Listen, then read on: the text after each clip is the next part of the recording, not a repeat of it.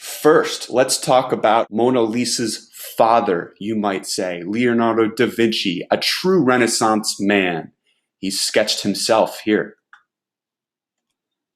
Why is he a true Renaissance man? He's most famously known as a painter, the painter of Mona Lisa, but he was also a sculptor, an architect, a musician, a scientist, an inventor, an engineer. He did a lot.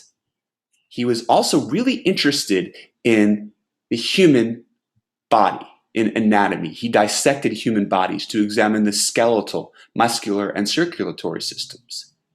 In short, he wanted to perfect the human form in art, and he made his paintings very realistic. And the Mona Lisa and the Last Supper show his ideas. We know a lot about Leonardo da Vinci because of his sketchbooks. He maintained many very creative sketchbooks. And I'm going to show you some pages of his sketchbooks that historians have found. Here's a page that tells us he was very interested in human anatomy and the accuracy and beauty of the human body. Here's another sketchbook page from Da Vinci that shows his interest in military vehicles, tanks. He was one of the first people in the world that we know of that sketched an idea for tanks,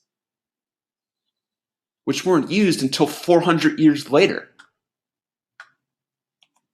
Flying machines. He was very interested in human flight. And you see some sketches that show early airplanes or early helicopters. Da Vinci was also interested in plants, and the sketchbook shows diagrams of trees and notes that he took. A second master of the Renaissance is Michelangelo, and here he is. Michelangelo, like Leonardo da Vinci, was not just a painter. He was a sculptor, he was an architect, he was a poet, he was an engineer. And he had two famous works that we're going to focus on right now.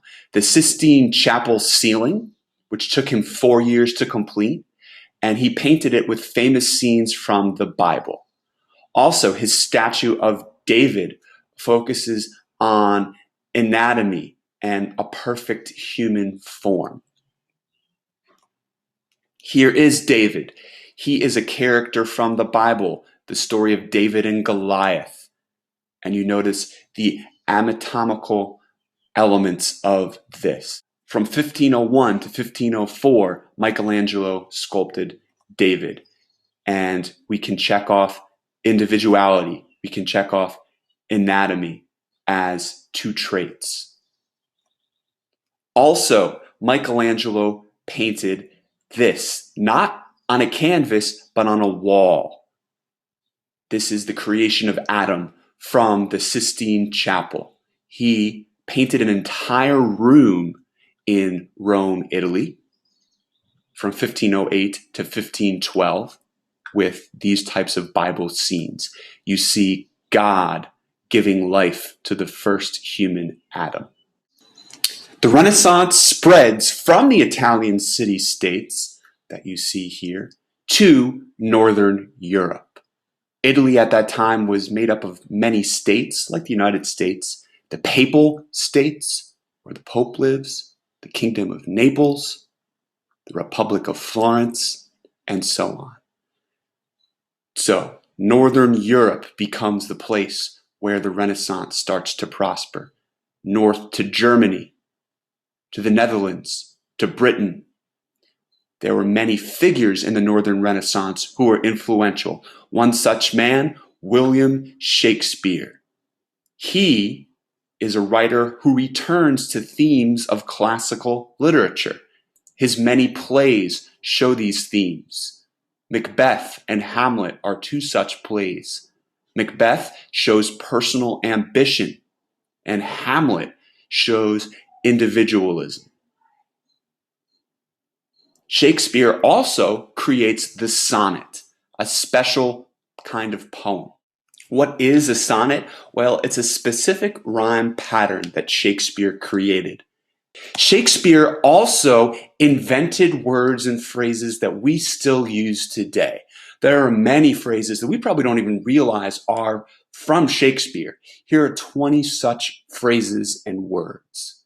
And underneath each word, you see the play where the word appears. So thank you, Shakespeare, for some of these words that we still use today. The Northern Renaissance also had a philosopher who thought about the world in a different way. His name was Desiderio Erasmus. He was a Catholic monk from the Netherlands. The Netherlands is located in Northern Europe, northwest of Germany. You see it right here. He famously wrote In Praise of Folly, poking fun at the Catholic Church and some of its corrupt ways. And he supported the idea of humanism. In fact, he was given the nickname the Prince of the Humanists. What is humanism? It's the study of art, literature, history, and philosophy. It's a focus on nature and the interest of humans, not on supernatural, and not so much on the interest of religion and religious leaders. We're almost done. We're rounding the bend, but we need to finish our summary questions. And when you're done with those summary questions, you are finished for today. Next lesson, we will be focusing on Christianity, the history of Christianity, and other world religions, and why this isn't right. Until then, Mr. Deegan, signing off.